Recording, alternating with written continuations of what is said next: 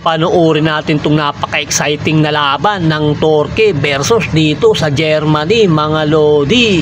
Dito sa kanilang huling yugto ng bakbakan, almost 2 minutes remaining shot clock, mga lods. Napaka-exciting ng mga huling minuto dito sa kanilang bakbakan dahil isahan lang ang lamang, mga lodi, at nakashoot nga dito ang Torque, mga lods. Pero dito sa play na to, hindi pumayag si shooter na hindi sila makabawi. Napakataas ng boarding na ginawa dito ni Dennis Shooter para sila naman na makakuha ng kalamangan dito, mga lods. Katapos nga ng napakalupit na basket ni Dennis Shooter, bola ng Torque, mga lods. Pero isinablay ito kaya position ulit ng Germany, mga lodi, at si Dennis Shooter ulit ang tumira dito, mga lods. At panuorin nyo itong ginawang dagger dito ni Dennis Shooter kontra dito sa napakalaking player ng Torque. Time out ang coach ng Torque, mga lods. 83-86 ang score sa talaan, mga lodi. At once again, tingnan natin kung paano ginawa ni Dennis Shooter. Kabunti ka lang masupalpal, mga lodi. Talaga namang napakalakas ng loob nitong si Dennis Shooter. 16 seconds, bola ng Torque, mga lodi. Pero dito si Shingo nang tumira, kaso sablay, mga lodi, at pinaul dito si